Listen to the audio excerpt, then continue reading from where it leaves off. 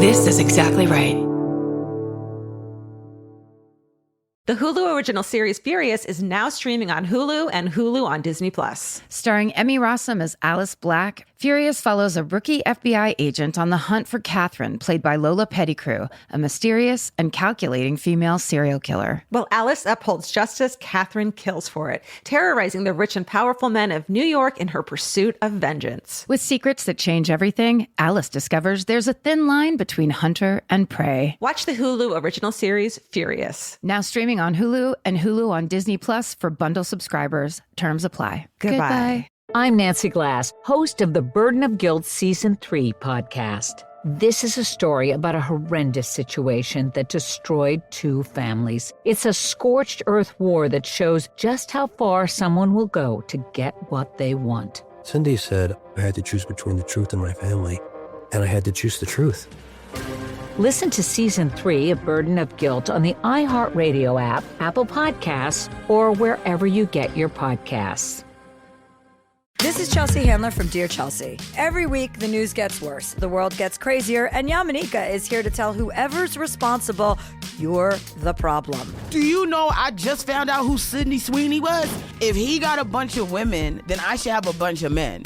Do better or do less so I don't have to do so much. I'm Yamanika, and I'm out. Listen to You're the Problem with Yamanika starting on July 15th on the iHeartRadio app, Apple Podcasts, or wherever you get your podcasts.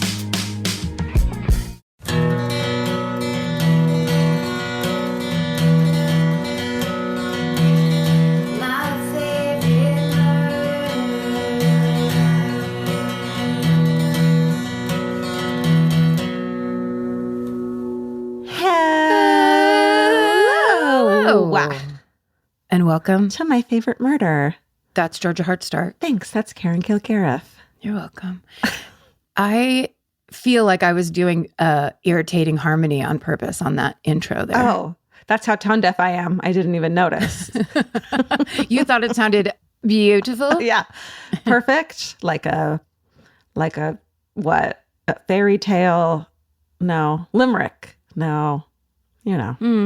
Might be Nice. kind of dirty. Yeah. It's a limerick. What's your favorite limerick?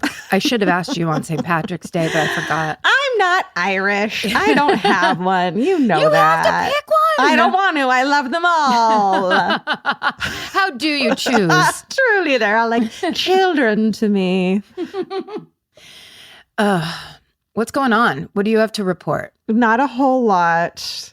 Still making friends with the crows. Good. The murder of crows that everyone fucking pointed out after we recorded last week. And it's like, yeah, we didn't make that connection at all. Right. We're going to drop a lot of balls. Hey, if this is your first episode, prepare to be disappointed. We're not going to catch on for weeks, probably. I mean, also, I feel like people, especially in the social media age, don't understand that pun-based wordplay is the most difficult to hear when you're in the middle of your own thought. It's for the listener, right? You're not there trying to churn something up. So you can sit there and be like, murder crows. But it's like, but you're mad that we didn't think of it. It's like, I'm in here with all this other magic. Well, you went straight to mad, and I don't think that they were mad at us. I think they're furious. I feel like I used to do puns a lot more and a lot better. And now I just like maybe doing this off the cuff now. Because I feel like that's partly on me. I think I shamed you. Yeah, that's true. Shame works really well on me. It's surprising. Not surprising. Me too. Look, I think that's shame. That's why it's one of the big 5. It's really effective. Whoever's doing it to whoever. But also in stand-up comedy, when I started doing a pun was like farting on stage for jokes, for laughs. Right. And nowadays it's very common and celebrated. So that's true. All right. This is just how times change. Yeah, get with the program, us. I don't want to. Or don't. It's totally a prerogative.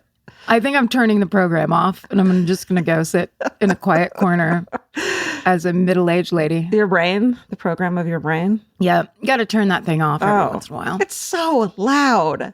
God, shut up, lady. And I mean, what are they even talking about in there? It's mostly static. It's all like shit from 4th grade. It's not relevant anymore. Stop it. Let it go. Your 20s were so long ago now. No one remembers. No one cares. So stop it. Thank God. Thank God. Count your blessings and stop it. Oh, wait. Are you getting religious? Yeah. I didn't mean God. I meant like, the idea of thanking someone. Oh, count your blessings style. Oh, yeah. Gratitude vibes. Gratitude. I'm talking hashtag blessings, not fucking like holy. Oh, the most meaningless blessings. Right. Just empty blessings. No. This is all hashtag based. My religion is hashtag based. I mean, I think all of life is truly just a shell of what it used to be. Hashtag keep JK living. Yeah, totally. Hashtag do your best. Hashtag or not, or take a fucking nap. It's fine. Hashtag what does it matter anyway? Yeah. That whole thing of like everyone wants to give 110%. I want to give 80% and then use the extra 20% or 30, whatever it is, to fucking enjoy my life. That's right. That's fine. I think my ratio would be I want to give 50%. Okay. And then I want to day drink. The other 50% until 8 p.m. What are the numbers we're relating again? I can't remember. I'm not good at math, but that sounds like an equation I can get behind. I was with my friend Zach Noe Towers, friend of the show and listener of the show, and he and I were at lunch at this place, and it was a Sunday afternoon. It was like a Mexican restaurant in Silver Lake. It was perfect vibes where we're just like, one of us was eating a breakfast burrito. Yeah. One of us was eating lunch, whatever. Yeah. And it was just like, oh. But then there were these people at the bar just chatting, sitting at the bar, super casual, natural light coming through the kind of high window. They walked there, I'm sure, right? Yes. They know each other, I think. Yeah. And they're just chit-chatting and laughing. And then they all decide to do a shot together. Ooh. And I'm eavesdropping, but I'm like, hey, addict, like, stop listening to that. Oh, you. Yeah. Yes, me. Okay. MYOB. Not to anybody else. NYOB. MYOB to me. Hashtag and NYOB. Hashtag. Yeah. How did you feel? How did that make you feel? Well, I just felt like I knew intellectually in my mind that the thing I thought, like the longing my heart that was pouring out of me, that I knew that it was an idea that was attached to old things and not like my current reality. Right. So it's like, yes, you think that would be a good idea. It would absolutely end up being probably a bad idea, whatever. But just like thinking about it, the waiter comes over and puts down 2 bright pink shots in front of both of us and goes, these are for you guys. No. Like, we love you guys. And we look at each other and start laughing, where I was like, it was like he was the best waiter in the world because he was picking up on my psychic alcoholism and was like, guess what? We have for you free shots. Yeah. And now we're going to make it even harder. We know how hard this is even to be in this restaurant. However, now you have to like purposely say no. You don't have to just not order it. Now you have to say no. Yes, now you can't do the thing where like, well, I have to be polite, like the rationalizations that, of course, I would absolutely do. Yeah.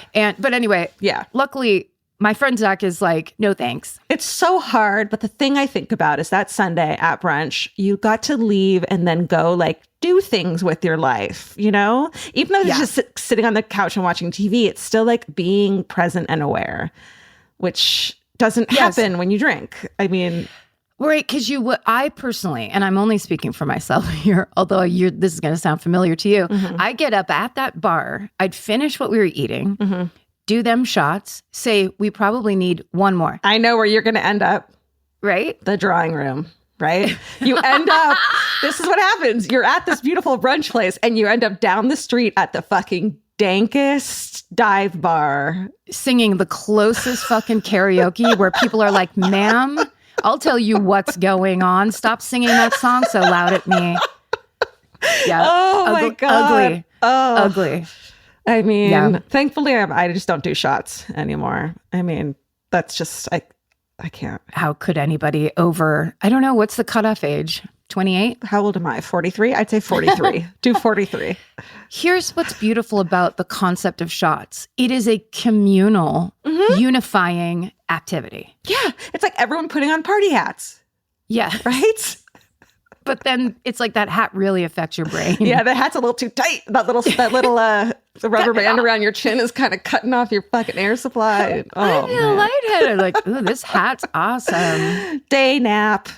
Hey, are you day drinking while you're listening to this episode? Because we want to know. Here's what we're going to do. Last week, we just randomly like, what do you guys do while you're listening to this episode? And you guys actually answered that question. So genius. Which is so cool. So we're going to start a new trend. That's not a trend. Where we hashtag read those at the end of the episode.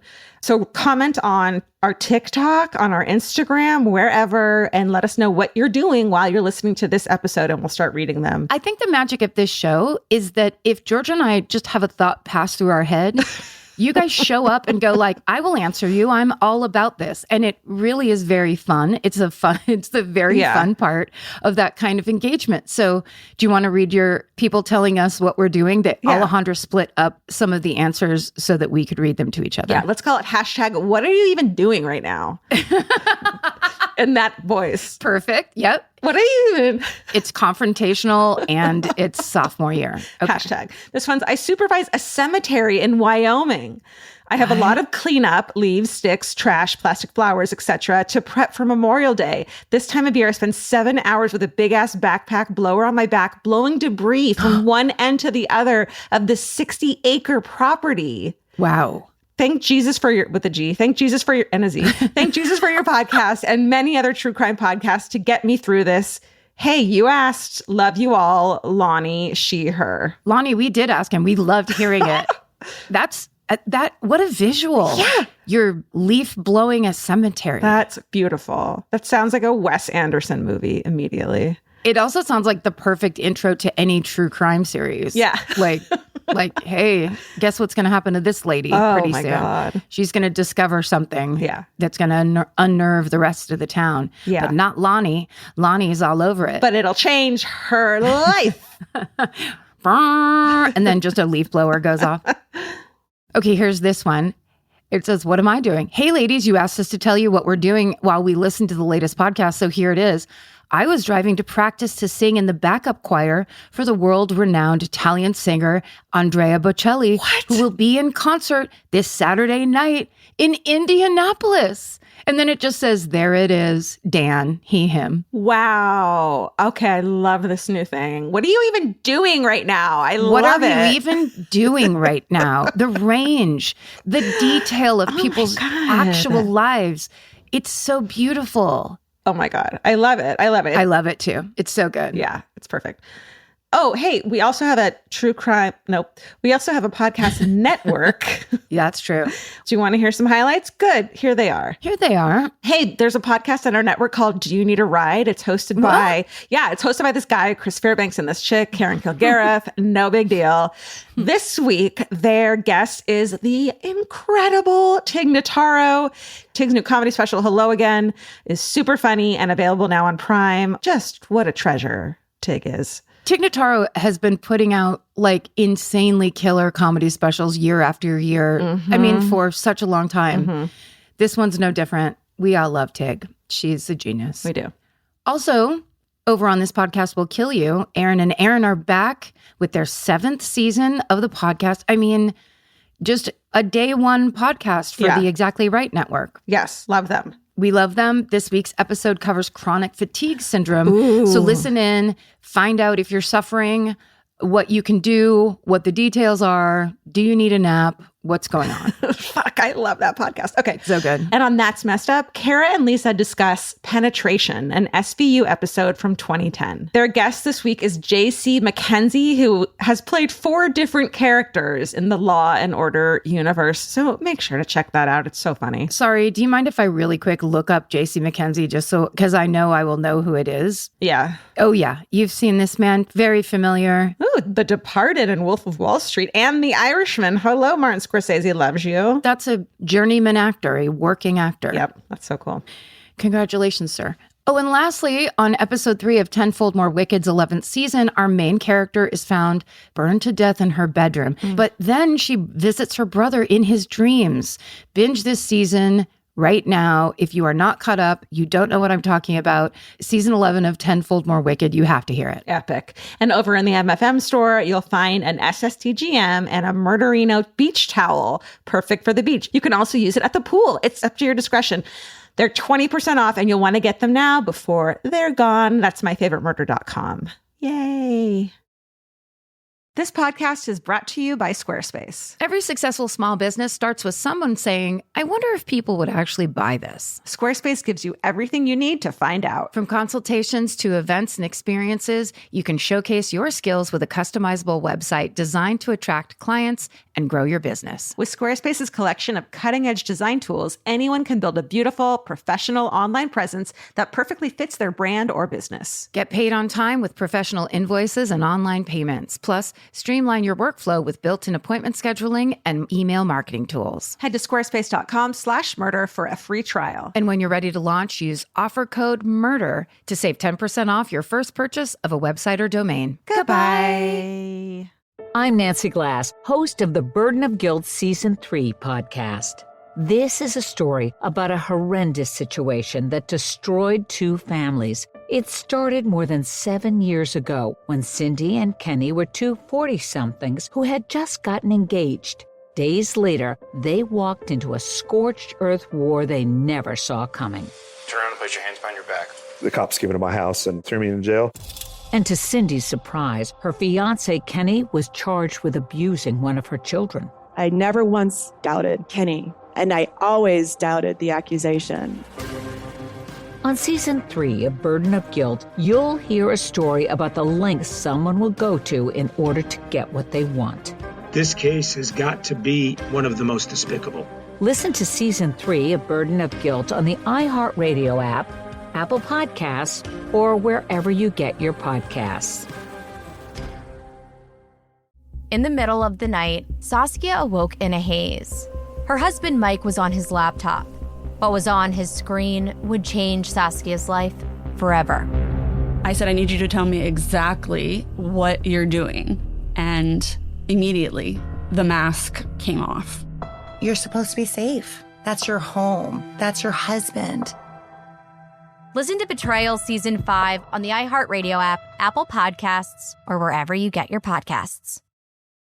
Okay, Karen, listen. It's a cold case, okay? Look and listen to this cold case, but it's a classic 1930s, very strange tale that I think you and I can get to the bottom of. Oh. And I don't know why I've never heard of this. It's one of those, like, you'd see it late at night on like a, Ranker's top 10 weird murders that have never been solved cases. Okay. So it's a cold case from the 1930s, and the murders happened at Lovers Lanes in Queens, New York. And the police receive a series of letters written by the killer alleging he and his victims are a part of a mysterious international organization. And it's a big, maybe spy thing. Okay. And the letters say that there will be more victims if the people who are targets don't give up their secrets. So this is the story of the 3X killer. That's the moniker, 3X. Okay. So the main sources I used in today's story include an article from Daily News by Mara Bovson and a passage from the book The Encyclopedia of Unsolved Crimes by Michael Newton. And all of their sources are used in the listed in the show notes. Okay.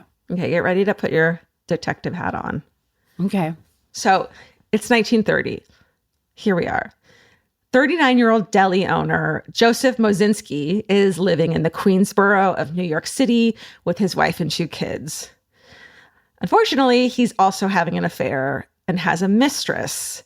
She's 19 years old. Immediate red flag. We don't like that. On the evening of June 11th, 1930, Joseph asks his wife to close their deli up while he, quote, runs an errand. But really, he's going to meet up with this mistress. Her name is Catherine May. So Catherine and Joseph have been having an affair for the last 2 years. So when he picks her up on that evening, he drives her out to the local Lovers Lane spot in the Whitestone neighborhood of Queens. It's just kind of another standard night for the 2 of them. They slip into the back seat like they always do. But suddenly, out of nowhere, a short, thin man in a black fedora appears from the the darkness, wielding a handgun. It is like every horror movie you've ever seen. The man orders Joseph to get out of the back seat, get into the driver's seat. 19-year-old Catherine is sitting there watching as her lover of 2 years is then shot in the head twice and dies. Oh, God. She's just sitting there in the back seat. Just murdered in front of her. Right in front of her. And she's like trapped back there. Once Joseph is dead, the stranger rifles through Joseph's pockets until he finds some papers. And Catherine has no idea what the papers are. She never gets the chance to find out as the killer pulls out a match and then lights those papers from his pocket on fire, from Joseph's pocket. There's a lot of reports that then she was sexually assaulted as well, but some people don't bring it up, but I think that happened. Then the killer forces Catherine out of the car and marches her about a mile southeast to the Bayside neighborhood. And from there, he gets on a bus to Flushing with her. And then in Flushing, he puts Catherine on a trolley alone and then takes off. But before he leaves her, he hands her a piece of paper with 2 circles stamped on it in red ink. And in one of the stamped circles is Joseph, the victim's name. And then the other is 3X. Then he lets her go on the trolley and he disappears into the night. Like, what a terrifying ordeal for her. Yeah, and confusing. Right. Like, what is all this? Yes. Yeah. And I think she's been sexually assaulted, so she's traumatized. Yeah. So, like, she doesn't know what's going on. She's too scared to go to the cops. She decides not to report what happened. But the next morning, June 12th, 1930, a passerby happens upon Joseph's body lying in a ditch near his abandoned truck. He calls the police. They search the truck and they find a woman's coat covered in blood, and they're able to trace it to Catherine and bring her in for questioning. Yeah. And it's just odd. She makes up a story about an Italian gangster and that, you know, maybe Joseph had been involved in the mob, but then she tells them what really happened, saying she had been too scared to tell the truth. But the police, because she's changing her story, you know, and because it's the 1930s, don't believe what she's saying. So They hold her. But they eventually rule her out as a suspect and they let her go. But without much evidence and having no real regard for Catherine's story, like they don't believe her anyway, the police, you know, get involved in other cases. They don't care. Right. So this all changes just 5 days later on June 17th, 1930, when another body, that of 26-year-old Brooklyn-bred radio mechanic Noel Sowley, is found dead in his car. The car is parked at another Queens area, Lover's Lane, parked in a turnout. He had spent the previous night hooking up with his 18-year-old lover, Betty Ring. Police bring Betty in for questioning, and she recounts a story that's very similar to Catherine's story. According to Betty, Noel picked her up on that evening of June 16th and drove them out to this secluded Lover's Lane spot. They're kind of hooking up in the back seat, and then a short, thin man in a, quote, dirty black fedora shows up and points his gun at Noel, demanding to see his ID. The man checks it and then uses a flashlight to flash some sort of like signal into the darkness, like he's signaling someone else. He turns back to Noel and said, "You're the one we want, all right. You're going to get what Joe got." And then with that, the man forces Noel into his driver's seat and shoots him twice in the head again. God. Just fucking kills him. After killing Noel, the man let out what Betty said is a hideous laugh and then threw a copy of the newspaper clipping about Joseph's death on top of Noel's body.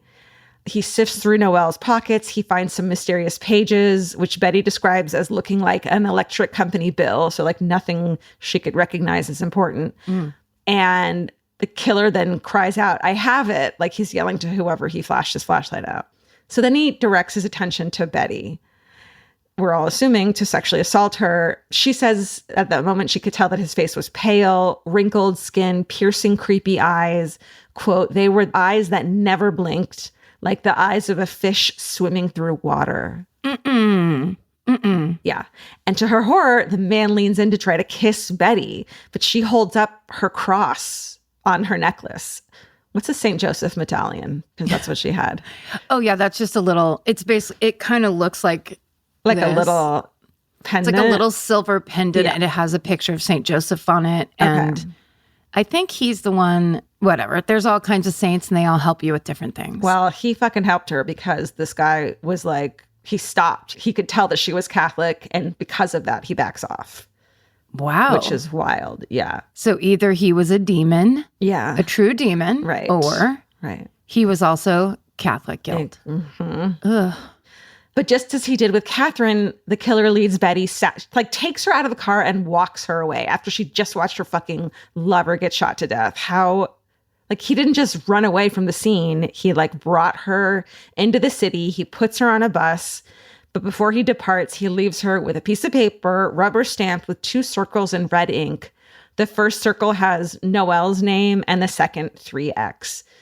This clue to me is really important because when I heard this whole story, I was like, oh, he just was a weirdo who happened upon these people on Lover's Lane, but he had this piece of paper that already had the victim's name on it. So it wasn't random, right? No, right. Unless he wrote it after he killed them. I don't know.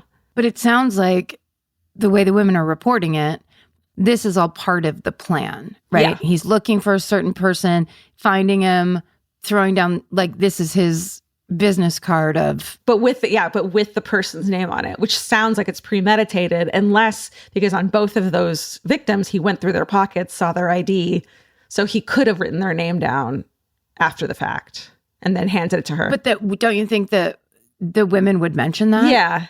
Yeah, definitely. Right? Yeah. That'd be a different vibe. Totally. I don't know. It would have been mentioned, it feels like. Yeah. Yeah.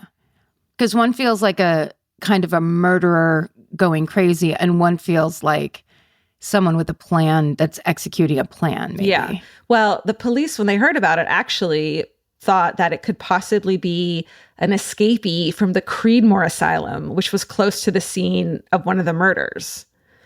Which is chilling, but yes. So now they have these 2 strikingly similar stories from these 2 witnesses. They have no connection to each other. So they finally take Catherine's testimony seriously, as well as Betty's, and they begin a more earnest investigation and find that the local newspaper are already a few steps ahead of them. The killer has been sending letters to the daily news offices asking them to print his messages. Wow. Super Zodiac vibes. That's right. The first. Yeah. The first letter came on June 13th, 1930, after the murder of Joseph. It reads, quote, "Kindly print this letter in your paper for Mozinski's friends." And then it's a series of, letters and numbers, looks like a code. "By doing this, you may save their lives. We do not want any more shooting unless we have to." So it's too cryptic for police to decipher, but they wouldn't have to wait long for more of an explanation, because on June 14th, a second letter arrives at the Daily News calling Joseph, their first victim, a, quote, dirty rat. The killer explains that his mission was, quote, to get certain documents from Joseph, but unfortunately they were not in his possession at the time. Because remember, he was the one that he had burned the documents. Yeah. And he said that those weren't the right documents. There were other documents. The killer warns that if the true holder of these documents doesn't return them, quote, 14 more of Mozinski's friends will join him. And then Noelle gets murdered. The same day that Betty Ring is questioned, one day after Noelle's murder, the newspaper office receives another letter from the killer explaining the alleged situation. The killer claims that he is a former officer. And this is he's over-explaining in a way that I don't think they do. In a way that liars do. Or you're making it up. There's something going on in your head, and it makes total sense in your head. But real Russian and German spies aren't let me break this down for you. No, no, I think that seems to, I would guess, go against the spy training. Yeah. Number 1 rule of spy training. Zip it. Yeah. So the killer claims that he's a former officer of the German army and now works for the Russians as a, quote, agent of a secret international order. As soon as you're saying that. Yeah, either say the name of it or don't. Right. Well, he does eventually say what it is. Oh, sorry. It's called, no. It still doesn't, it's still dumb. It's still not okay. Okay. He says that his victims are members of his order called the Red Diamond of Russia, and that the victims that he murdered have deserted and taken top secret documents with them. Okay. He also sends along 2 bullet casings, which match the bullets that were used to kill Noelle. So it's legitimately him. So he goes on to tell them Noel's secret society, code name, and he warns that, quote, 13 more men and 1 woman will go if they do not make peace with us and stop bleeding us to death. So it's like a message to the other ex-spies to like, I don't know, fess up? I don't know what. To turn over their documents, right. Sounds like, yeah. Noel, the killer writes, had one of the 2 missing documents on him, but there's 1 more document left to recover. And if the person he suspects has it doesn't give it up, a person, and he gives their code name, it's like WRVA, it's like, you know, random code, they will be murdered that night, June 18th, 1930 at 9 p.m. And then he gives the location, College Point neighborhood of Queens. So the night and the time and the place, he's like, here it is. What do you think happens? Everybody from Queens shows up. I would give anything to be able to travel back in time and be there that night. 5 minutes. You get 5 minutes. The accents alone, because it's the 30s the in Queens. 30s are like next level. The aprons, the hands on hips, the cigarettes. Oh my, the gestures, the gesturing. The limericks, the limericks. Oh, endless. I love that idea that like people in Queens are like, well, let's go down and see if the spies show up and get murdered. Like, what else is there to do? I mean, there's no true crime podcast, so you have to do it somehow. Yeah. Yeah. So they all fucking show up, as do the police. They stake it out. Obviously, nobody, I'm sure he was there, probably, right? Like, they love that. You mean the fisheye guy? Yeah. Oh, yeah. Yeah. He's just there watching other people look for him. Yeah. A Peter Lorre type, I'm going to say. Right? Yep. Yep. Around 2,000 cars, over 2,000 cars from around the city make their way to College Point, causing bumper-to-bumper traffic in the little neighborhood. Epic. They were always murderinos. This isn't new. It's not new. It's not just women. It's not even that special. It's human instinct. Are you going to do something fucked up? Well, I am going to check it out. A guy has promised to kill someone that night in a car with a gun, we're expecting. Hey, let's get in the car and go to that spot. Like, what the fuck? I mean, I feel like that is very New Yorker energy where they're like, well, let's go down there then. Right. Well, let's just see for ourselves. We're not going to take some cop's word for it. Right. So, but of course, all the hype is for nothing. No killer shows up. No murder takes place. And the following day, June 19th, the killer pens a letter saying the intended target with their code name had actually returned the documents along with $37,000 of blackmail money that they had allegedly secured in exchange for the documents. So, first of all, are you going to tell me how much $37,000 is worth in today's money? I am. And I have it right here. Hold on. Because I am on the edge of my couch right now. Okay. In 1930, today would be worth, Karen? I always get this wrong. That's the point. We've never gotten it right. I never once. Yeah. Somewhere around in the market of $300,000. Almost $700,000. 694,000. 694, comma 000. Flushing, Queens, New York.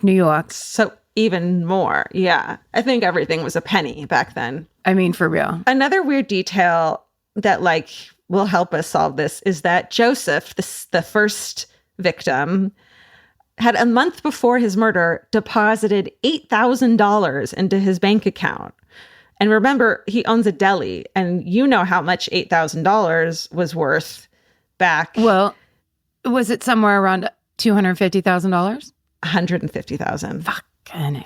So that's odd, right? Like that's an odd little thing. It could, maybe he got a loan from his parents-in-law. Who knows? But if there was an overt explanation, don't you think they'd explain it away right away? It might have been lost to time, you know. Same thing with like, the writing down of the name. Like that maybe was just lost time.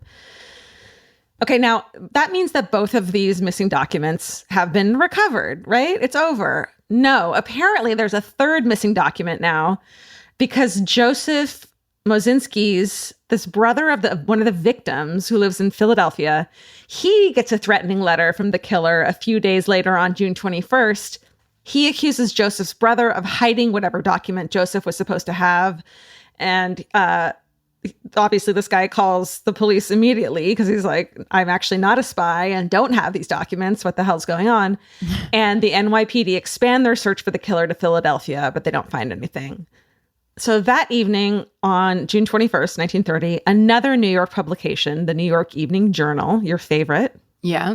Lifetime member. Bringing you all the news that's news to news. I think was their saying.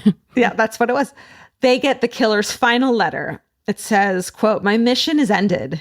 There's no further cause for worry." Oh. He also makes it a point to say, in reference to Betty's description of his appearance, remember she called him fish eyes or whatever? Yeah. Okay, can you imagine being a fucking Russian spy?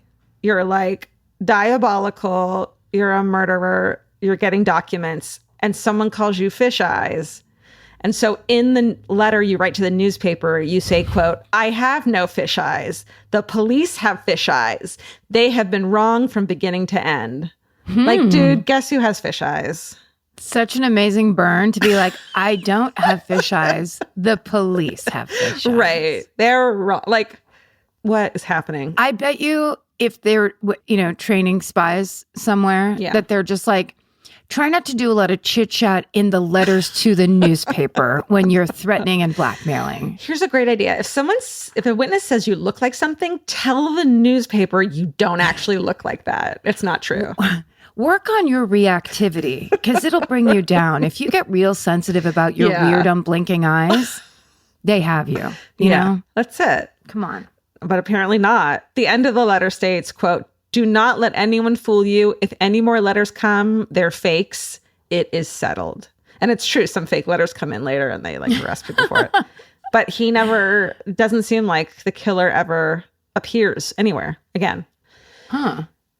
The murders do stop, but the police's hunt for the killer continues. Police wonder if perhaps the 3X killer was actually telling the truth about this secret organization. And of course, now on the internet, there's people who are like, fuck, maybe it's true. Like it was during, not the Cold War, but the Red Scare. Was it? We weren't friends with Russia during this time. True. That's more of a recent thing. Yeah. In my lifetime, they've always been the big bad wolf. Sure. But apparently, 2016, that all changed for some reason. Yeah. Listeners, historians. Okay, they search extensively for the killer for the next several months. They get no solid leads. The case goes cold. 6 years later, in 1936, a New York State trooper arrests a 29-year-old guy named Frank Engel of College Point, noting his, quote, queer actions in a parking garage. What does that mean? I need more details. Just like kind of walking 3 steps forward and then being all jerky and then going 2 back and kind of like, what could you be doing? Oh my, he's like dancing to Devo. He's a time traveler. Like, what's happening? What? He's like, I'm about equality. People are like, arrest him immediately. Yeah. He confesses to the 3X murders, but his story is discredited, and he's committed to an asylum for psychiatric treatment because that's what they did back then. Straight to jail. Well, at least they had services for people who needed mental support. Right. So the 3X killings are thought by some to be an inspiration for both the Son of Sam, because it was killing people on Lover's Lane, like couples. Right. And the Zodiac murders. Like maybe both those dudes knew about these murders. Maybe. And there's a theory that the killer could be related to the kidnapping of the Lindbergh baby, which happened in 1932, 2 years later. Oh, yeah. Because of the whole German tie and, some of the handwriting analysis, that kind of thing. Okay. But there's very little evidence there. And by little, I mean none. By little, I mean the habit that people who pay attention to true crime have of going, what if there is a super larger plan where this one killer is a bunch of killers? Yeah. It's called speculation and we fucking love it. And sorry. Yeah. And also it would be really satisfying if there are not repeated versions of the same horrifying type of man out in the world, but just one bad guy. Exactly. That's a really nice idea. It is. It's like very calming, but no. It's like I think Zodiac's probably multiple people, don't you? Oh, I don't know. I think they're not all attributed to him. I think there's multiple people. Yeah, once they started. Yeah. Because it was like basically people's first experience? Would they repeat like a true serial killer? Yeah. Who knows? We're not going to figure that out today. Not today. No, I have my own whole story to tell. Right. And you have to listen to future episodes to know, did we solve this case? That's right. As I said, some believe he may have been an escapee from the Creedmoor Asylum. But as the years roll on and no new suspects emerge, the mystery of the 3X killer is still alive today. And that is the story of the Queens, New York 3X killer. Oh, I am absolutely going to look on Reddit threads for all the people who have done deep ass dives on this, because that is just enough mystery to be like, this could just as easily, this was a person getting revenge for very specific reasons. Like the two guys weren't connected, the two victims. The podcast, The Trail Went Cold, does a deep dive, and he is so good at research. Congratulations. Ooh. Hey. Yeah. So that's a good one. Well, some people do it for a living, as do our own researchers. Our research is now amazing because we hired people who know how to do it for a living. Makes Honestly, all the difference. I really enjoyed the research. I don't know how you feel. I think I was good at it, and I had a lot of fun with it. Oh yeah, we worked our asses off on that shit. So much of my life every week, going down rabbit holes, finding little bits of information. That's part of what I'm proud of this podcast. So yeah, I loved that. That's a cold case I can get behind. Yeah, 1930s, man. It's like a time and a place. Yeah, fascinating. Yeah. And also, like, it just could have easily been a person who got a bunch of really weird ideas and took a red rubber ring stamp and put some stamps around people's names and made some weird plans because he didn't like his neighbor or, you know, whatever. Who knows? Yeah.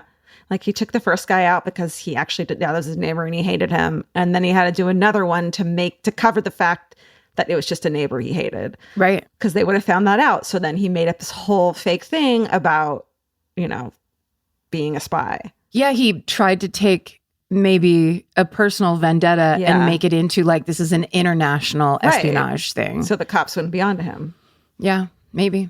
Well, thanks. That was great. Thank you. You did great research on it. Allie did great research on it. Allie's amazing. Jay did this research, but love them both. Oh, well, props to Jay Elias because he also did my research. So he's holding down this entire episode. Yes, he is. But then pointed you in the direction where you could go then. Yes. Know about it and read up about it. Appreciate it. I still do research, guys. We really like these topics. That's why. That's why we have a podcast about it. It's pretty interesting. And it's fun to talk about something that you just learned about like you're a lifelong expert. That's really one of my favorite things to do. I think that's what the name of the podcast comes from is like, oh my God, this is my favorite murder. Like we don't mean that we love the thing. It's the way it's said that is translated that way, right? Mm-hmm. You knew that. I'm not explaining it to you. Okay. Wait, what? I'm Nancy Glass, host of the Burden of Guilt Season 3 podcast. This is a story about a horrendous situation that destroyed two families. It started more than 7 years ago when Cindy and Kenny were two 40-somethings who had just gotten engaged. Days later, they walked into a scorched earth war they never saw coming. Turn around and place your hands behind your back. The cops came into my house and threw me in jail. And to Cindy's surprise, her fiancé Kenny was charged with abusing one of her children. I never once doubted Kenny, and I always doubted the accusation. On Season 3 of Burden of Guilt, you'll hear a story about the lengths someone will go to in order to get what they want. This case has got to be one of the most despicable. Listen to Season 3 of Burden of Guilt on the iHeartRadio app, Apple Podcasts, or wherever you get your podcasts.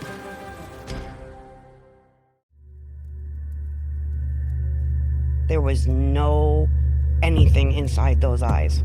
They turned black. It scared the hell out of me. People, wake up! I'm the one that saw the murder take place by Krebeck and DePippo. Anthony DePippo showed no signs of remorse, appearing unfazed after being sentenced to the maximum. I said, I'm not guilty. I'll take it to the grave. Listen to The Devil's Quarry in the Bone Valley feed on the iHeartRadio app, Apple Podcasts, or wherever you get your podcasts.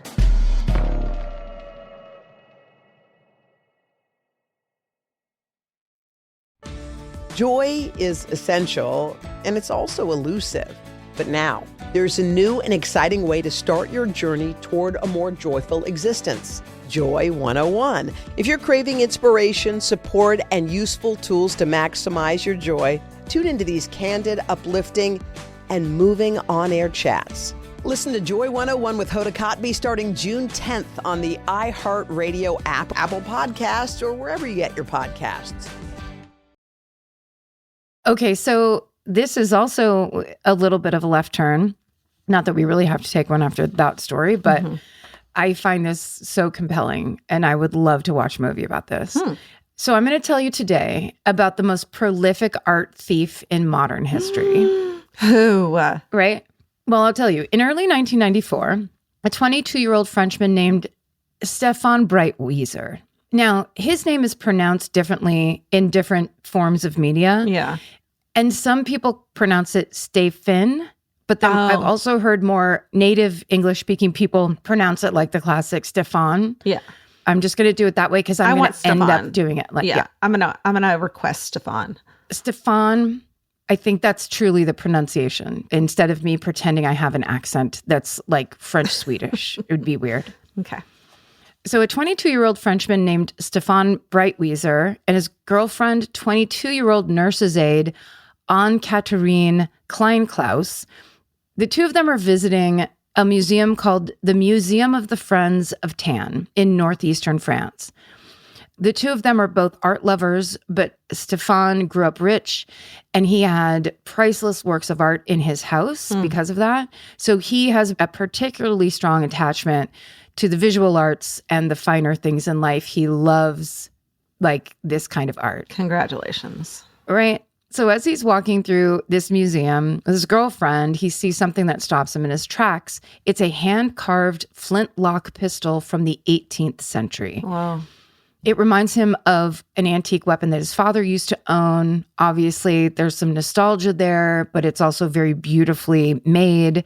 Stéphane loves this one in this museum. He loves it more than anything he ever saw his father have. He looks around and then he notices there's no security guard and there's no alarm system in this museum. And then he notices the display case this gun is in is partially open. Oh, shit.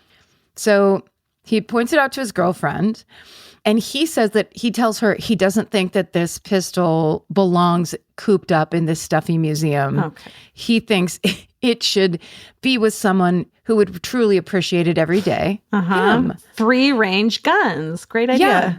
Basically, all museums should really be about who deserves it most, and then they get to take it home. Right. Like a library for rich assholes. So basically he says that to her kind of joking, saying this shouldn't be here. It's, you know, it deserves to go home with me, thinking that she'd be like the voice of reason. And instead she looks at him and says, go ahead, take it. And so he does. Honey, enabling. And so thus begins the story of art thief Stéphane Breitwieser. The main sources that Jay used in today's story are an article from GQ entitled The Secrets of the World's Greatest Art Thief by Michael Finkel. And just so you guys know, Michael Finkel has been on Wicked Words with Kate Winkler-Dawson. Go listen to the Wicked Words episode. It is entitled Michael Finkel, The Art Thief. That's the name of the book Michael Finkel wrote. He is not an art thief. And also an article from The New Yorker written by a writer named Catherine Schultz on this topic. And the rest of the sources are in our show notes. So we'll talk about Stéphane first. He's born on October 1st, 1971. So he's a year younger than me. Oh. He's an only child, raised in the Alsace region of France. I don't know if Alsace is the way you pronounce it, but we'll see what happens. Let the French come after me. I don't care. In the Alsace region of northeastern France, near the French-Swiss border. So, as I said, he grew up wealthy. His father was a sales executive at a company in Switzerland. His mother was a nurse. He spends summers boating on Lake Geneva, winters skiing in the Swiss Alps. Oh, my God. You know, the life. And of course, his house is filled with the finest antique furniture, priceless works of art that his father collects. I'm getting Saltburn because I just started watching that. Yes. Did you watch that? Yeah. And I'm like thinking about, because I just I just saw the tour of the Same. house and it's like, what in the fuck? Isn't that so beautifully directed, that movie? Like, it's so great. Yeah. I haven't finished it, but I'm excited. Yeah.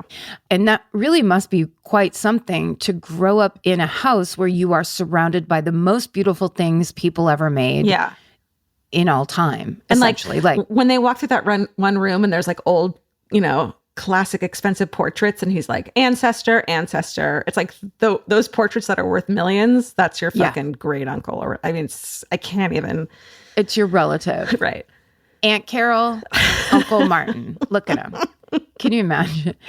My friend Adam has a portrait like that, and it's his like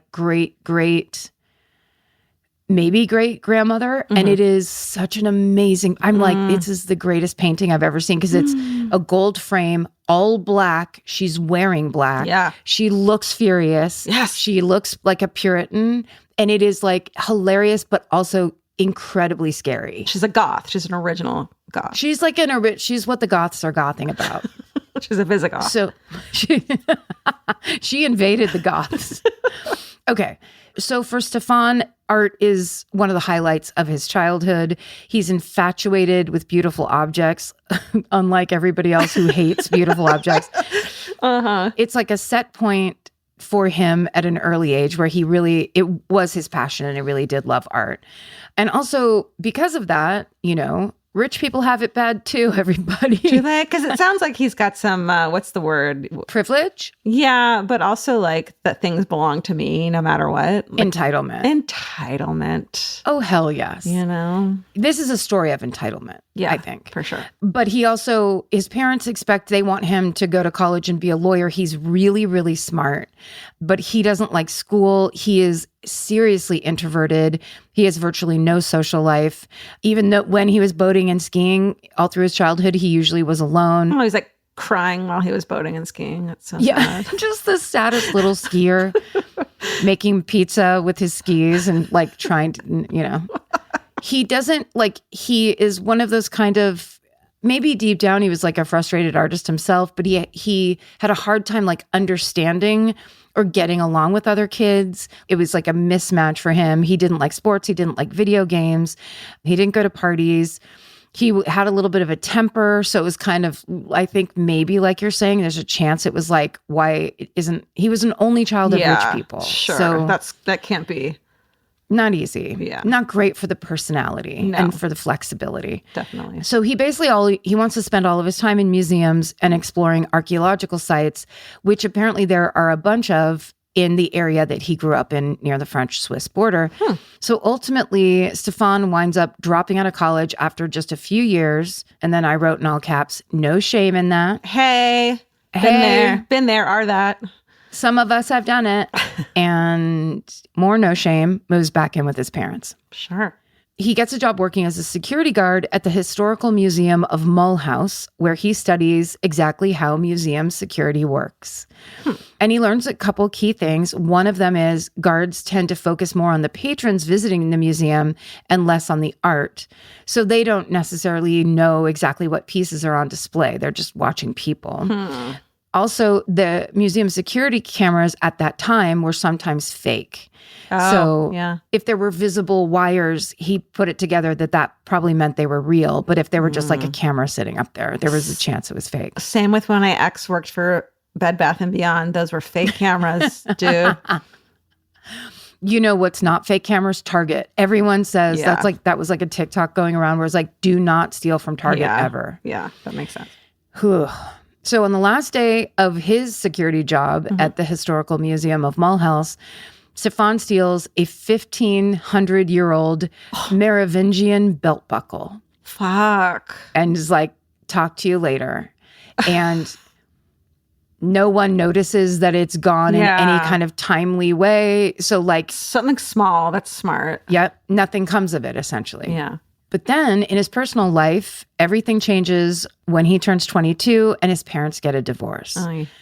It's a very contentious and traumatic divorce. And when his dad leaves, the worst part for Stéphane was his dad took his entire art collection with him. Okay. So now he lives with his mother on her nurse's salary. and his mother, Mirai is her name. They're forced to downsize from a big, beautiful house full of fine art to a small apartment with IKEA furniture. And so that, of course, clearly for him, a true aesthete and someone who that really matters to, makes it all the harder. Hard enough just as it is. Parents getting divorced, things splitting up like that. I'm sorry. IKEA has art, though. They sure do. Do you want 3 white horses running through a puddle? You got it. The skyline of New York at sunset? Hell yes, they got it. Boom. A zoom in on a leaf. So actually you're looking at the pattern of a leaf, but you're also looking at the pattern of the world. Ooh. IKEA. Okay, back to this. Sorry, yeah, go. Everything in his life is falling apart, and that's when he meets a young woman named Anne-Catherine Kleinklaus. And suddenly, Stéphane has a reason to be happy again. The two of them share a lot of the same interests. They both love archaeology. They both love avoiding other people. They both love art museums. And later, Stéphane will say that he, quote, loved her right away. Yeah. So soon after they get together, she moves in with him at his mother's house in the town of Mulhouse, France, where they live, which to me does not sound like a French town in the least. Mulhouse? No. It's probably pronounced differently. Yeah. But that sounds like a reject character from The Simpsons, where it's like, no, he can't be in it anymore. Nobody likes that kid. You know Mulhouse, Canada. You never heard of it? Milhouse's cousin Mulhouse is in another episode, and I don't like it. It's just a couple of months after she moves in that they decide to visit the museum in Tannes. Then they decide together to steal that flintlock pistol. Okay. But this last-minute couples art heist will not be their last. So about a year later, in February of 1995, the two of them attempt another art theft during a visit to a small museum in the Alsatian mountains. And this time, the object of Stéphane's desire is, get this, one of the easier things to steal. Oh, no, what? A medieval crossbow. And it's not just a medieval crossbow, like behind some glass, whatever. It's hanging from the ceiling of the exhibition room by a wire. Buddy. Grab a relief or something. Like, come on. He's like, no, that's not. Because and he will say this later, he really does it. He like follows his heart. He goes around and waits until something really strikes him. He doesn't just try to steal whatever. I love the idea of him carrying it out, being like, oh no, I brought this in. This is my crossbow that I brought in with me. Yeah. I thought it was crossbow day at the museum. My mistake. I'll come back in April. Okay. How's he going to do it? I kind of love her supporting him, though, to be honest. I do, too. Here's the thing. It's hard to find people that you actually really get along with in this world. And when you do find things that kind of light both of you up at the same time. That you thought were like weird quirks of yours that no one like you had to keep to yourself. Yep. For sure. And instead, you're like, I want this because I'm a greedy little bad boy rich kid that has had his heart broken by art. And she's like, I see you, I understand you, and I support you. Yeah. Take what you want. Yeah, kind of. He makes her go be the lookout. Okay. And then he goes, there's a chair on the other end of this medieval room, right? And the only way he can figure out how to get up to get his crossbow is by going over and dragging the chair. The medieval chair? Yes. Dragging it across the room under the crossbow, right? Uh-huh. The length of the entire hallway, it says. He stands on it, unhooks the crossbow from the wire, stuffs the crossbow under his jacket. Okay. And then the couple walk out. Okay. The high they must have felt at dinner that night, like your heart would still be racing hours later. The makeout sesh that they had. Oh, unreal. How much hotter does that guy look once he's stolen a crossbow off the ceiling? Hey. A medieval crossbow, even. That's a high quality man. He can steal all the weaponry. That's an apocalypse like husband, you know? Yes. Like he can take care of shit in the apocalypse. There's a golden retriever husband. Then there's your apocalypse medieval warrior husband that you're looking for these days. Okay, so they get away with that. The sex is incredible. Mm-hmm. A month later, in March of 1995, they take a trip to the castle of Gruyere. Ooh. In parentheses, in red, Jay put pronounced like the cheese. Thank you. Thanks, Jay. Also, I want to go there immediately and start eating the castle made out of Gruyere in my mind. You go look out the window and just take a bite out of the windowsill. Yeah. So it's a heritage center and it's a museum in Switzerland. And as they are walking through it, Stéphane sees an 18th century painting of a woman by an artist named Christian Wilhelm Ernst Diedrich of Germany. And he loves this painting. So once again, Anne-Catherine goes to be the lookout. Stéphane pulls out his Swiss Army knife and he begins to pull the nails from the picture frame one by one until he can slip the painting out of the frame and down the back of his pants. Ew. Well, it's just in his waistband. It doesn't go all the way under the butt. Okay. It's held in his waistband, kind of like, a little fanny pack. Yeah. No one sees them do it. No one stops them. They walk out real calm and collected. Wow. The perfect cover. When you're white and look rich, you can just fucking get away with anything. And are a couple. Oh, a couple's a good cover for sure. Right? It's just like, not those two innocent young lovers. Yeah. Thus begins the art heist date night practice that they get super into.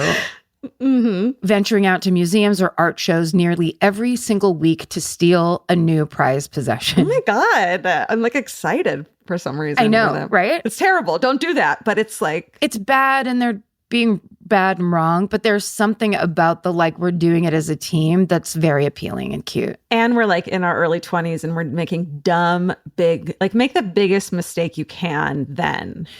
Completely. Also, this is exactly in the pocket of time where it's like, he made her a mixtape.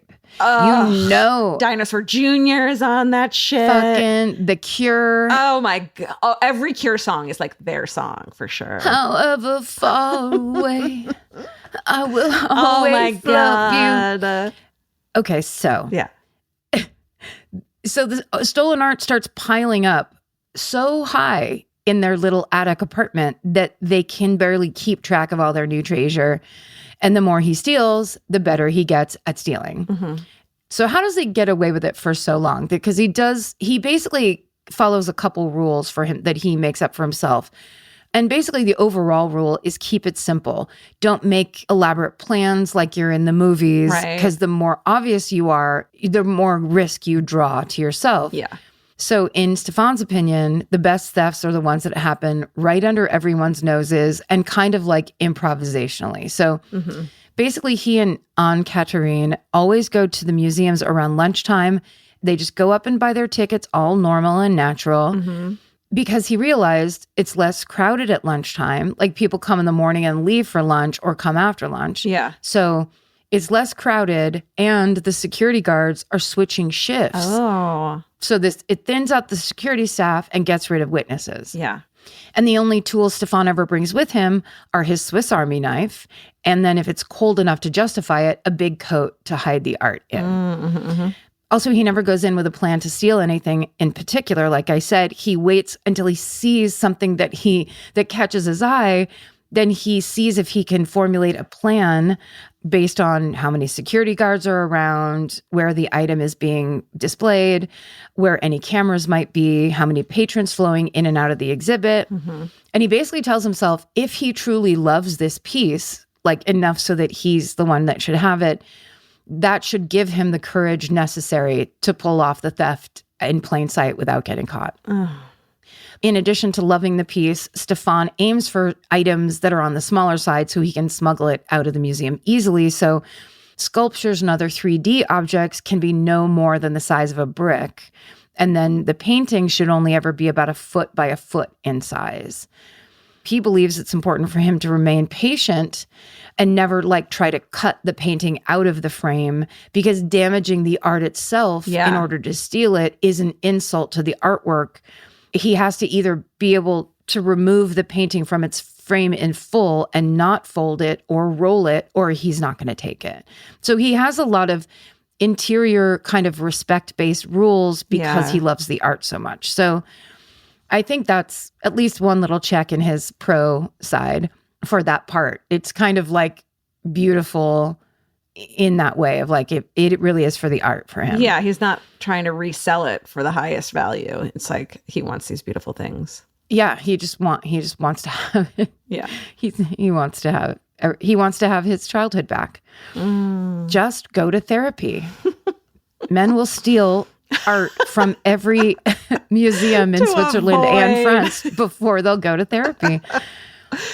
On Catherine, basically, when she's the lookout, she does a tiny little cough if somebody's coming while he's in the actual act of stealing.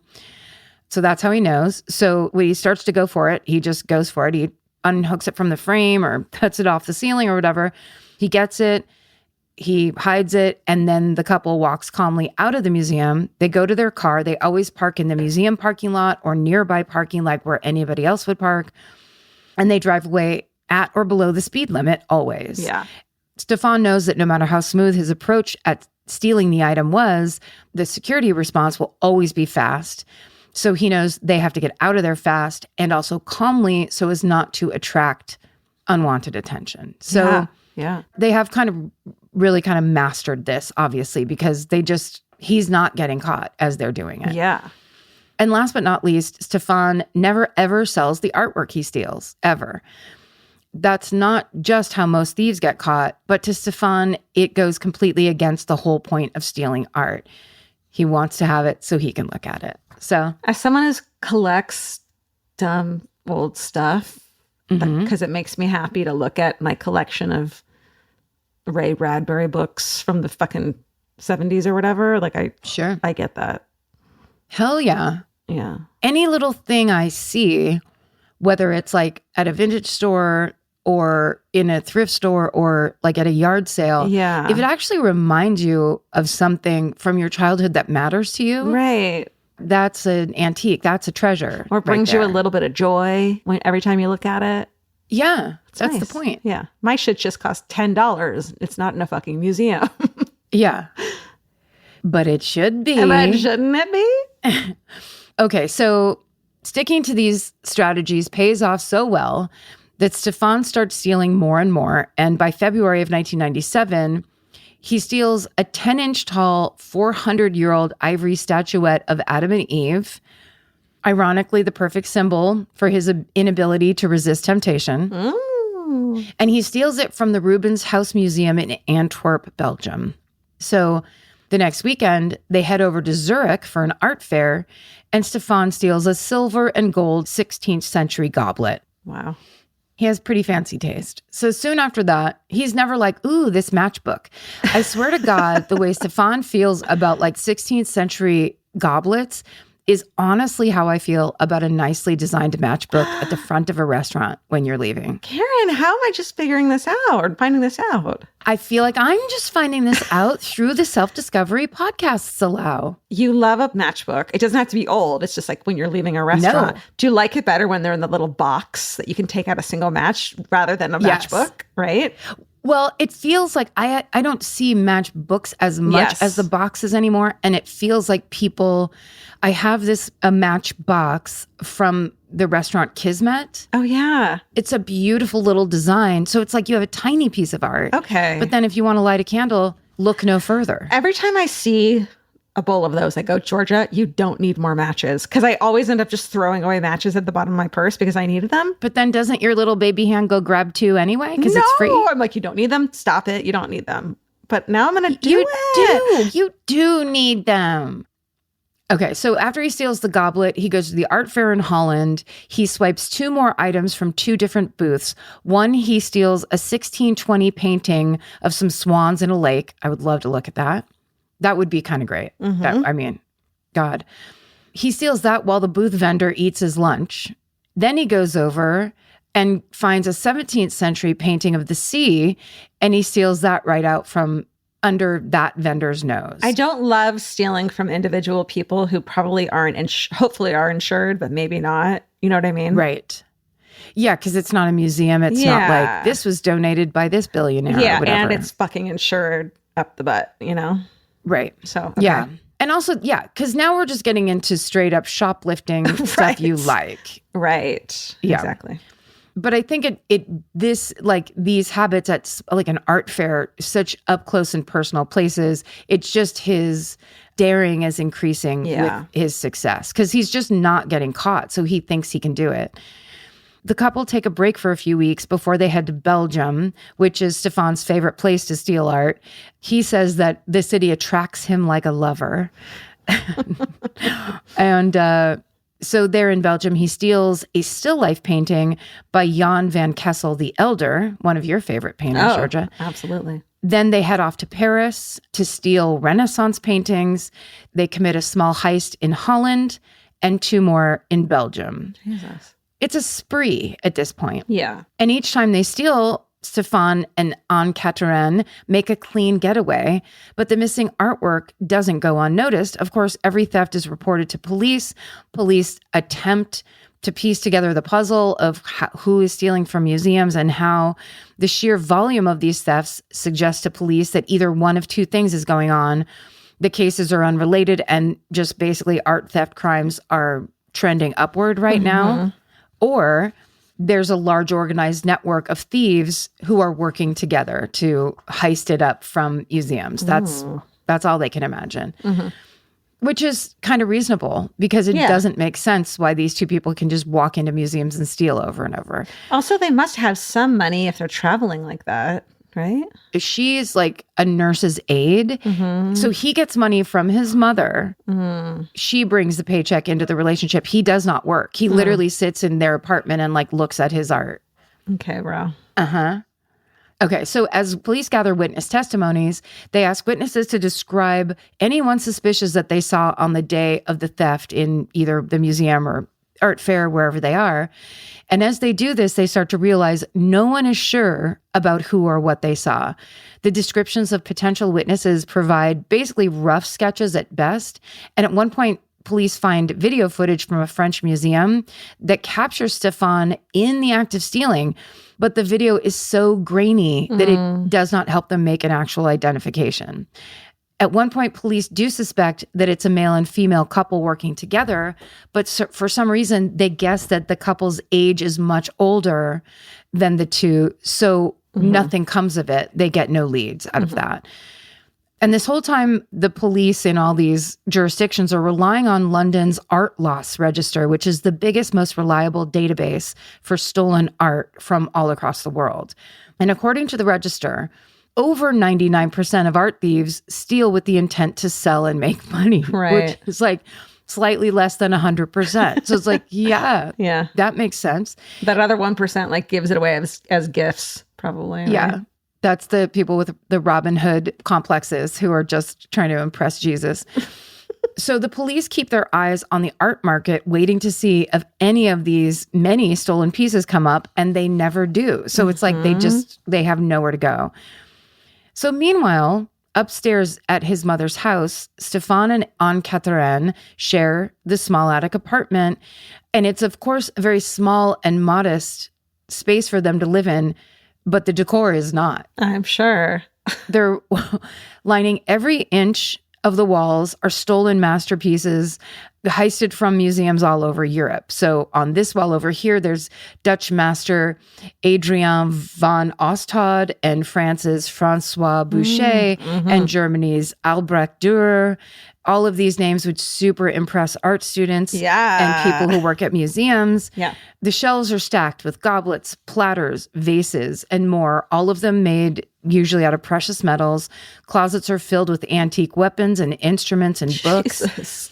Items like gilded tea sets and Napoleon's old gold snuff box are piling up on the furniture. He took a tea set out of a museum. Holy shit. This is bigger than that. This is some kleptomania. Oh, yes. Yeah. It's bigger than art appreciation. Yeah. Yes. Agreed. No, I bet it's now a bit of an addiction. It's like an adrenaline addiction. It's like, it's kind of sexy. It's do you dare me? Can I do this? I'm not who you think I am. It is sexy. You can't deny it. Who's he played by though? Well, Daniel, what's his name? Who was 007 once? You know who I'm picturing is Wesley from A Princess Bride. Oh, Carrie Elways. Yeah. But yes, that's a really good one because he's like kind of dreamy, romantic, but he also is like, are you evil? Right. I also know a limerick or two. I don't know why I keep going back to that. Okay. There was a young lady from something that rhymes with cunt. That's basically every limerick. Yeah. But you were saying your suggestion is Daniel Craig for Stéphane's part? That's right. No, but it was Princess Bride. Oh, Carrie Elwes you want that one. Yeah. Carrie Elwes is your suggestion for this casting. Here's mine. Okay. And I don't know. This is a British actor. His name is Ben Whishaw. He's the voice of Paddington. And he has been in a million things. Oh, wait. I'll show you a picture. Show me a pic. Oh, a brunette. Yes. And he's very, very tall and skinny. Yeah. He could sneak out of the museum. Very sensitive. Yeah. He would totally wear like a long trench coat. And you wouldn't go, why is that guy wearing a long trench coat? You'd be like, was he born in that trench coat? Okay. He just has the look on his face. He's one of those people where it's like, mysterious. I love Vermeer so much. I'm going to risk it all. If he apologized to you, you'd be like, okay. That's fine. I don't care. Let's steal some more. What's his name? That's Ben Whishaw. Okay. I'm going to really quickly re-recommend his TV show from 2022. It's called This Is Going to Hurt. And he plays an emergency room doctor that's training residents. And it's so good. Ooh. It's really incredible, kind of realistic, like a very smart, funny, sad kind of emergency room drama from England. I'm in. Okay, let's get back to true crime. So he's got all this shit in his attic apartment at his mom's house, and including Napoleon's old gold snuff box. He starts to call it, or he describes it as his Alibaba's cave. So it's just filled with treasure. The total value of these stolen goods is well into the millions. And in a short amount of time, it climbs into the billions. That's a big leap. Yeah. Right there. The most valuable item in his collection is a painting by one Lucas Cranach the Elder called Cybele, Princess of Cleves. And that painting is worth an estimated £5 million, over $6 million US dollars in 1997, which would be how many US dollars in today's money? Okay, $6 million US dollars in 1997. Today, 1.2 billion. Oh, no, it's only 11 million. Oh, ew. Sorry how low that number is.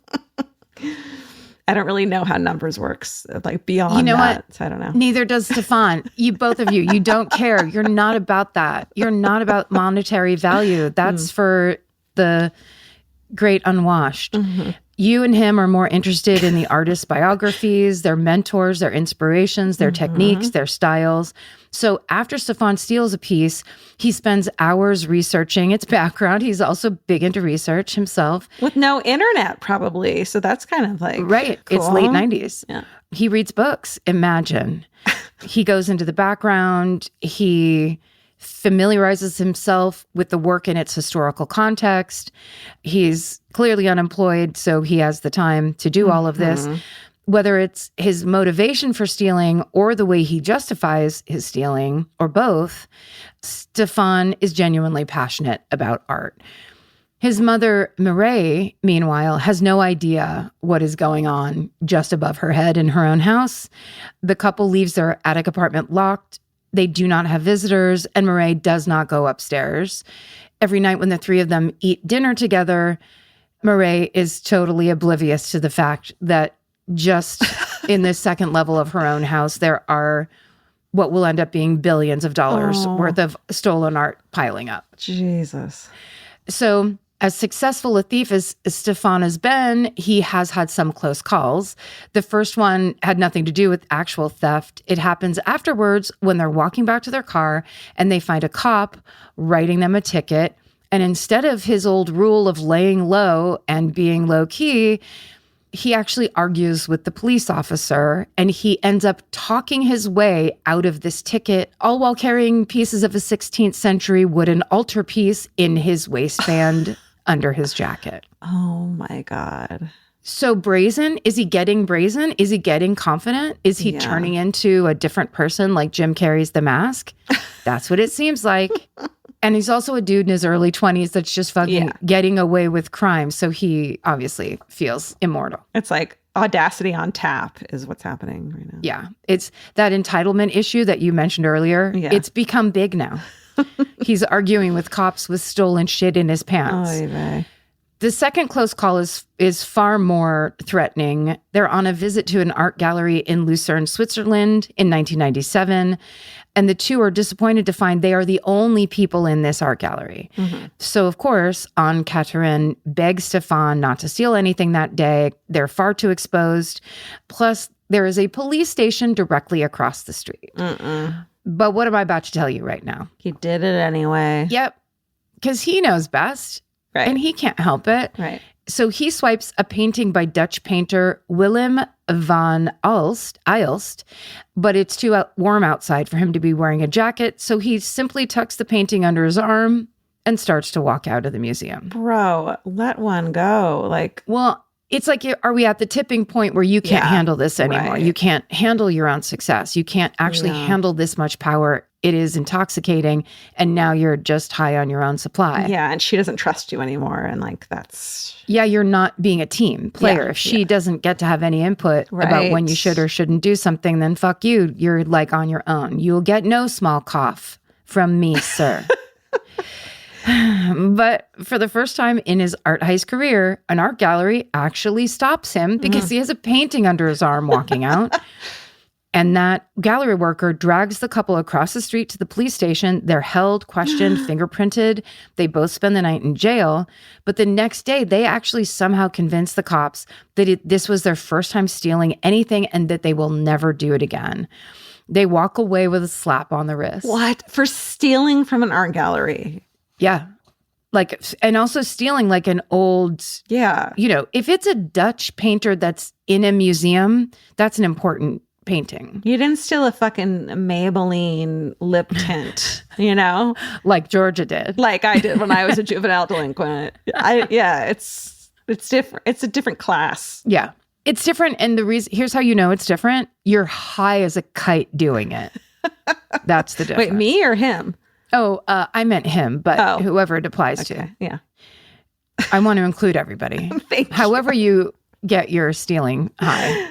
Yeah. So they get out of, they know they lucked out. So on their ride home, they promise each other they will never steal in Switzerland ever again. Come on. Right? They can't quit cold turkey at this point. So it's around this time that the relationship begins to deteriorate. As she approaches her 30s, Anne-Catherine's priorities start to shift. Yeah. She wants, obviously, to socialize more. She wants to start a family. She would like to pursue something greater in life than stealing. Yeah. And any of those things would be difficult to do with the way that they have to live because they're actually on the run and hiding from the law, basically. But whereas she feels stifled, he feels invincible. He's gotten away with so much theft that it's hard for him not to see himself as superhuman, of course.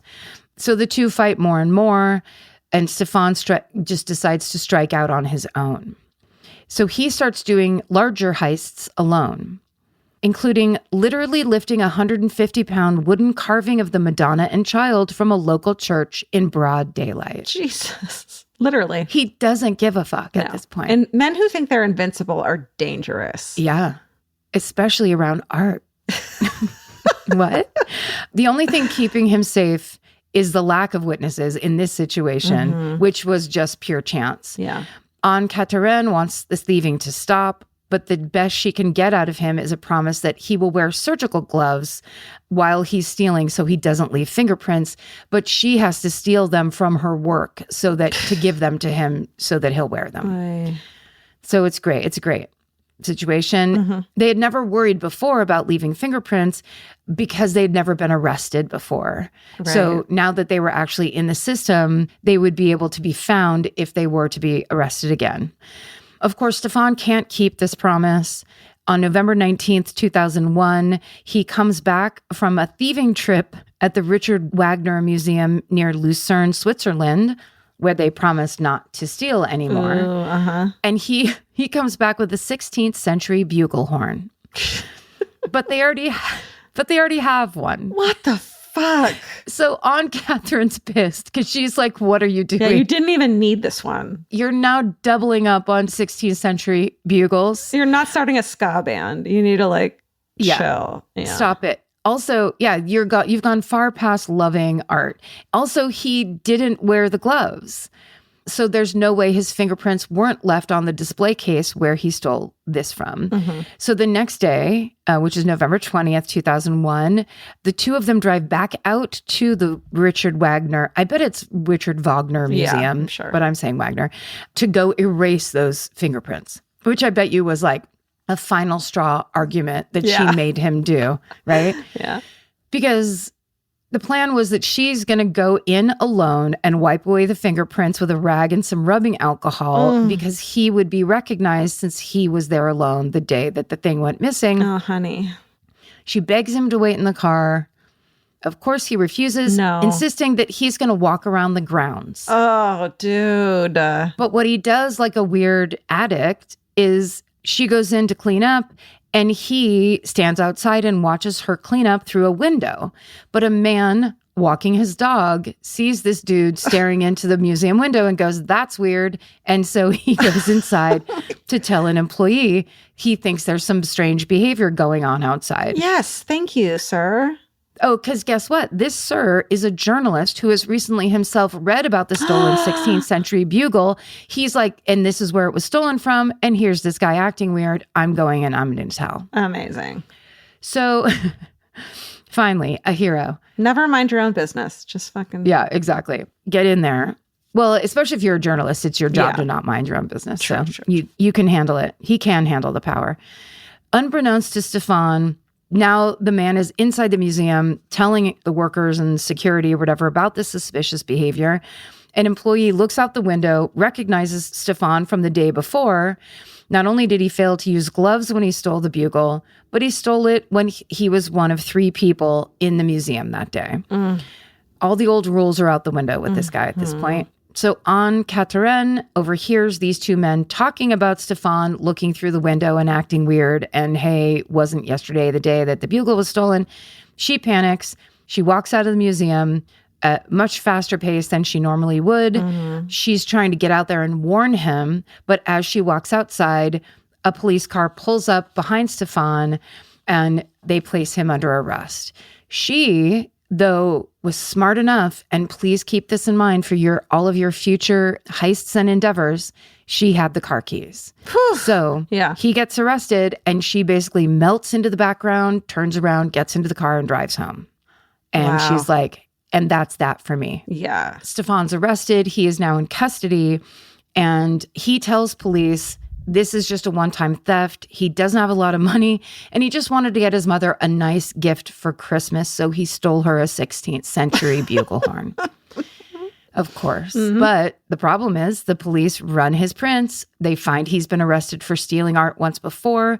And of course, they start to wonder how many times he's actually stolen from museums in Switzerland or anywhere for that matter. So Stéphane remains in a Swiss jail cell for the next few weeks while the Swiss police obtain an international search warrant so that they can go search his mother's house. Oh, dear. By mid-December, the Swiss and French police knock on Mirai's door. They hand her the international search warrant. She lets them inside. They climb the stairs up to the attic apartment, but when they unlock the door, there's nothing inside. Oh, girl, fucking head shit. The paintings, books, statues, weapons, goblets, buglehorns, double buglehorns, all gone. The police are absolutely stumped. Now maybe they think Stéphane's telling the truth. He really is just a small-time thief. But then a few days later, a passerby is going on a walk along a remote section of the Rhone-Rhine Canal, which is near Mulhouse, France. And that passerby spots something shimmering in the water. Oh. How excited. I would be so excited. What's that shimmering? So he grabs a rake, he digs the object out, and it is a gold chalice. Come on, Mudlarker. Like the best moment of your life. This is a dream moment that this man or woman, I think it's a man, got to have. Yeah. Is like, is this the Holy Grail? Here in the Rhone-Rhine? So he keeps digging, and the more he keeps digging in this canal, the more treasure turns up. He finds a bejeweled dagger. He finds silver platters. He finds all kinds of stuff. Holy he reports shit. it to the police. Yeah. They get out there. They dredge the canal, and a slew of stolen museum pieces are found from all across Europe. She just fucking yeeted that into the water? Well, yes, and the police photograph everything that they find in the canal. They return to Stéphane's jail cell in early January 2002, and they show him a picture of a medal he once stole, telling him they know he stole it, and that if he confesses, they will let him go. Stéphane, at this point, of course, he's been interrogated for hours. He's been in jail for weeks. He's completely broken from his time behind bars. This is not a kind of life that he can live in any way. So it doesn't take long for him to confess. With each photo that they put down of each stolen item, he confesses to his crimes. But then he notices in one of the pictures that there's rust on one of the items, and he asks the officers what happened. They tell him the items were recovered from the canal, and then he pieces together basically what must have happened. So the exact details can't be confirmed, but Stéphane believes that things must have gone like this after his arrest. Anne Catherine drove straight to his mother's house. She spilled all the secrets about stealing the art to his mother. So Marai, understandably angry and disappointed, still she doesn't want to see her son go to prison for theft. So in an effort to save him, she gathers up everything up in that apartment, artwork, chalices, crossbows, everything, and she destroys as much of it as she can. No. Priceless paintings, centuries old artworks, one of a kind items that can never be duplicated are shredded and set on fire. Honey. That's the problem with boy moms. They just go crazy. They love those boys so much. Extreme. They make extreme decisions because they have extreme people. Hashtag, what are you even doing right now? Burning that Vermeer in the name of your lazy son. Oh my God. Yeah, it's tough. Yeah, it's tough. It was this part of the story that made me realize how much I care about art. Because I was like, wait, what? That's so sad. It's this part of the story that makes me just sure that I don't want kids, you know? Oh, God. Can you imagine? You're standing around a bonfire of the most important historical items where you're like, shit, he did it again. What's the solution here? You know what? You know what? Yeah, that's right. You're on restriction. Okay, so... But she can't destroy everything, so she takes everything that she can't burn or shred or whatever and throws it into the canal. So that's why it's all the things that are made of metal and, you know, insanely priceless, beautiful things. It's clear that Stéphane is going down for his crimes. He is so preoccupied with the loss of his art collection that he doesn't care about his impending punishment. Police divers are actually able to save most of the art that's dumped in the canal, although most of it does have water damage. Although, you know, art that's survived for like 1,500 years, it's like, that's okay. Yeah. It's made so well. It's doing good. It gives it character.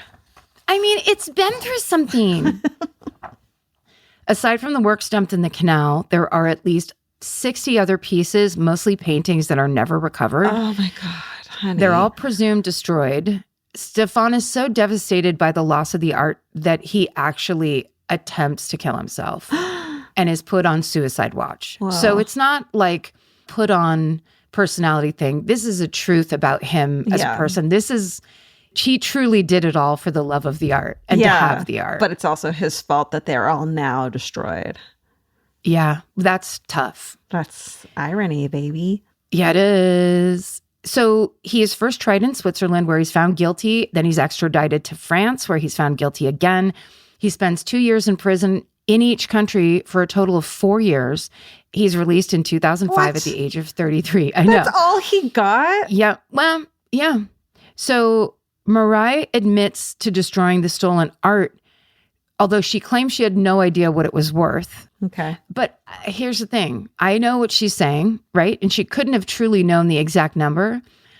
But when you're standing in front of a Dutch master's painting, you can see the value. That's what art is like you can see it. If you lit it on fire to hide the fact that he stole it, it means you know that it was, you know, that it was a big deal. Yeah. So totally. It's not just like, oh shit, this stuff from IKEA, I better light it on fire, you know. Yeah. No. Although I'd never light that 3-horse painting on fire from IKEA. So for her part in the destruction of the art, Mariah gets a 3-year sentence, but she serves 18 months. Wow. But she gets almost as long as the person responsible. Yeah. Which is, Wow. hey, let's take a look at that, France. Yeah. Anne Catherine gets lucky. She spends one night in jail, but as Stéphane's accomplice, he never, and this is also very beautiful, I think, for this story, he never implicates her in any of these crimes during the trials. He takes all the blame on himself. And it's only after the trials are over that he reveals or that he claims that she was his lookout. So he never busts her. I mean, the bar is so low for men these days. Like he didn't testify against me, you guys. I'm going to text him. I think I'm just going to text him and see if he testified against me. And then I'm going to call it from there.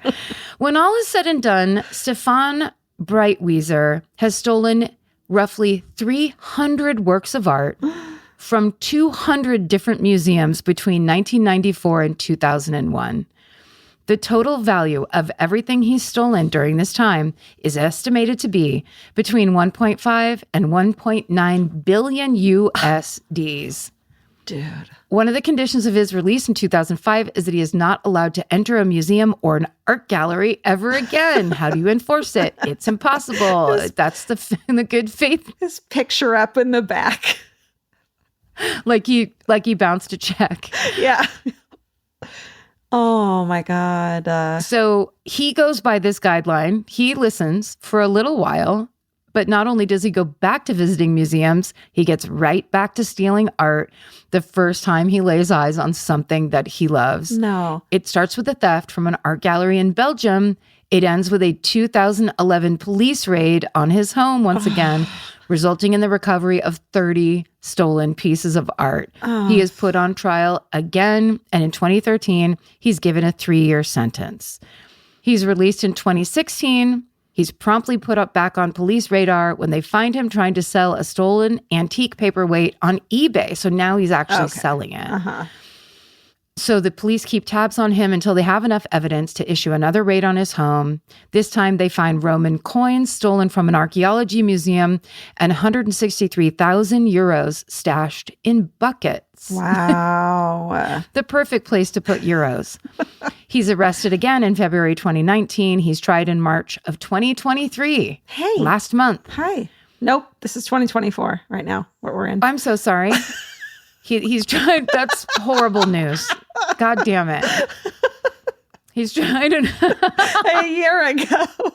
No, you got this. Keep going. The conviction in my voice, the way I said that, I want to believe that I know. I want to know that I believe. You better leave that in, Alejandra. Fuck. He's tried in March of 2023, and he's currently on house arrest. So while Stéphane's in prison, he writes a memoir detailing these thefts from 1994 to 2001. And also journalist Michael Finkel writes a more comprehensive biography of Stéphane's life entitled The Art Thief. Finkel's book takes a more objective viewpoint on Stéphane's life.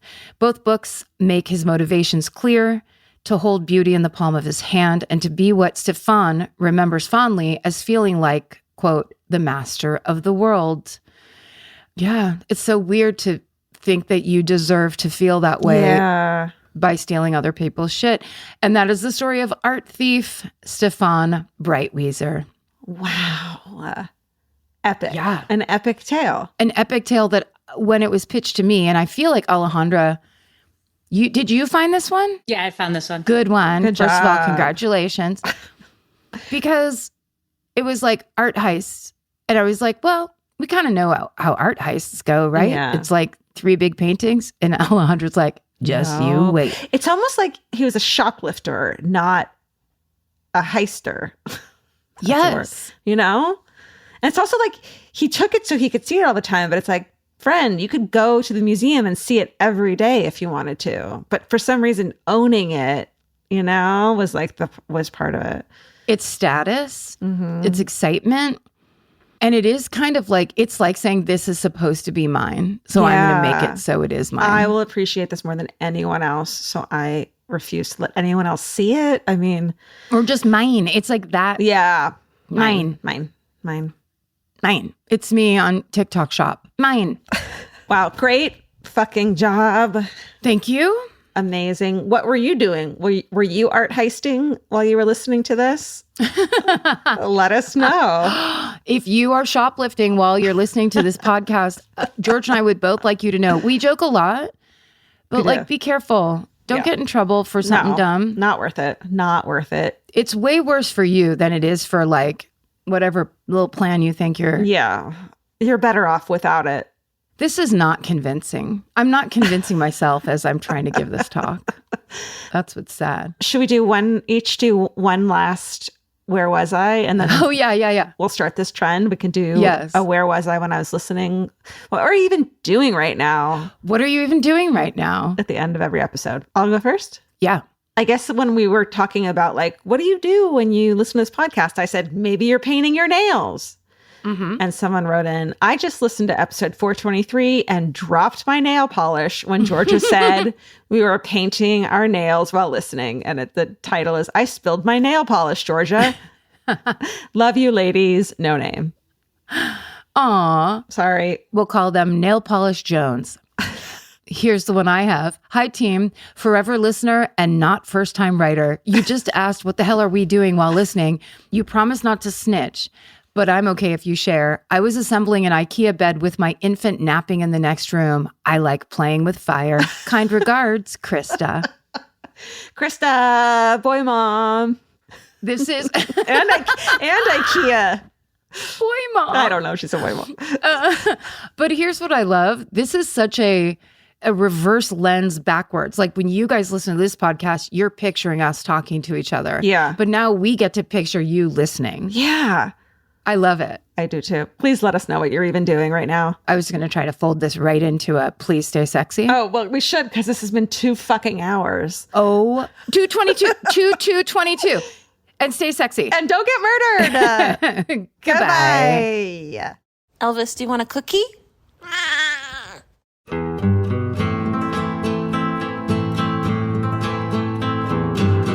This has been an Exactly Right production. Our senior producer is Alejandra Keck.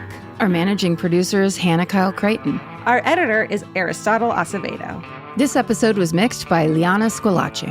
Our researchers are Maren McClashin and Allie Elkin. Email your hometowns to myfavoritemurder@gmail.com. Follow the show on Instagram and Facebook at myfavoritemurder and Twitter at myfavemurder. Goodbye. I'm Nancy Glass, host of the Burden of Guilt Season 3 podcast. This is a story about a horrendous situation that destroyed 2 families. It's a scorched earth war that shows just how far someone will go to get what they want. Cindy said I had to choose between the truth and my family, and I had to choose the truth. Listen to Season 3 of Burden of Guilt on the iHeartRadio app, Apple Podcasts, or wherever you get your podcasts. There was no anything inside those eyes. They turned black. It scared the hell out of me. People, wake up! I'm the one that saw the murder take place by Krivak and DePippo. Anthony DePippo showed no signs of remorse, appearing unfazed after being sentenced to the maximum. I said I'm not guilty, I'll take it to the grave. Listen to The Devil's Quarry in the Bone Valley feed on the iHeart Radio app, Apple Podcasts, or wherever you get your podcasts.